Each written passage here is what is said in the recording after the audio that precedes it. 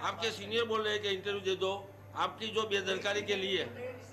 नहीं, सर ने बोला अभी, सर ने अभी बोला है कि कुछ भी नहीं, तुम्हें नहीं देना है, कोई प्रॉब्लम नहीं है, बोला ऐसा है।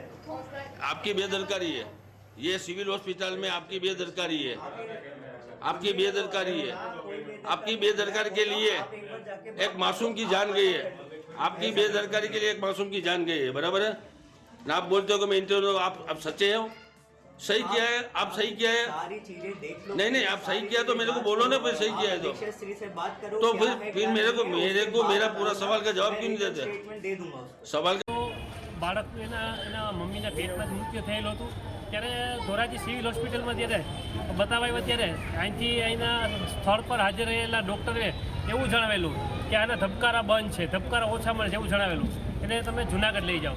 પણ જો ખરેખર ધબકારા બંધ હતા તો જુનાગઢ લઈ જવાની જગ્યાએ ડૉક્ટર એવું પણ ગાઈડ કરી શકતા હતા કે અહીં પ્રાઇવેટમાં સોનોગ્રાફી કરાવી શકો અથવા અહીં તમે કાંઈ પણ પ્રાઇવેટ જગ્યાએ ઇમરજન્સીમાં કરાવો।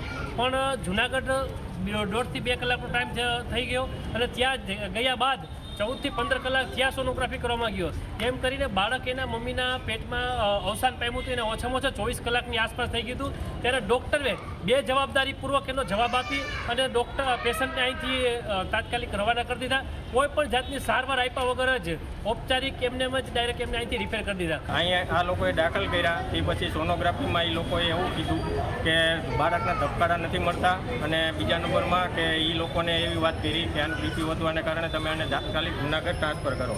હવે અહીંથી જુનાગઢ જવા માટેનો 1.5 કલાકથી 2 કલાકનો રસ્તો છે, પણ ન્યાય સોનોગ્રાફીમાં વારો ન આવ્યો, બરાબર। 1.5-2 કલાક 5 કલાક એ લોકોની નીકળી ગઈ હમણાં, એ બાળક અત્યારે હવે હયાત રહ્યું નથી, બરાબર।